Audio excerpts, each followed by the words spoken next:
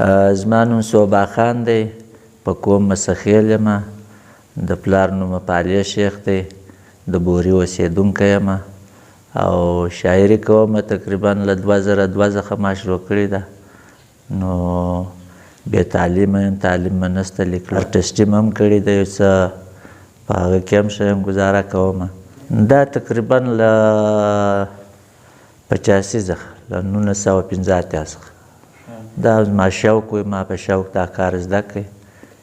بهرحال هر هغه سړی زما استاد وي چې به ما د چا ښه خط ولیدی، زه به له هغه متاثره شولم، داسې ورته وبدرېدم، ورته کتل به ما، بس بیا به مې شوق زیات شو، بیا به م په خپله کوشش کاوی، پر دیوالو به م په سکرو لیکل شیان، مطلب خط ما زده کاوی. دا نه شوق دا ګرد یو شوق دی. نو تصویر چې دی، تصویرګر سره زما بیخي زیات شوق وی. له هغه ټیم خو نو دا مشینان دا شیان نه ول، دغه د لاس تصویر به موږ یو ځای ولیدی، ډېر خوند به یې راکاوی. بیا ما دا کار شروع کړی، بیا ګراپ و یا ګراپ مې سوکا سوکا زده سوی.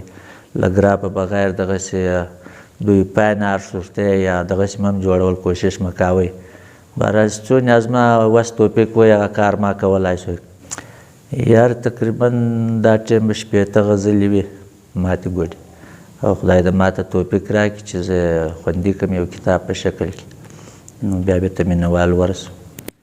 نه یې شراب او نه یې بنګ خراب کې، نه یې شراب او نه یې بنګ خراب کې، دا محبت د سړي رنګ خراب کې، او د میخانې په جامو نه زنګېږم، د میخانې په جامو نه زنګېږم، ما ستا د غاړې تور لونګ خراب کې، او دشمن یې دومره زورولی نسي، دشمن یې دومره زورولی نسي، لکه پښتون چې دا خپل ننګ خراب کې.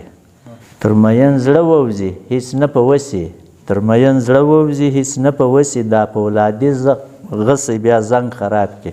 د توپ په ډز او ډوز کې نه رپېږم، د توپ په ډز او ډوز کې نه رپېږم، ما خو دا ستا د بنګړو شړنګ خراب کې. په زلزله او توپان نسي تباه، په زلزله او توپان نسي تباه، دا ښایسته وطن یو جنګ خراب کې.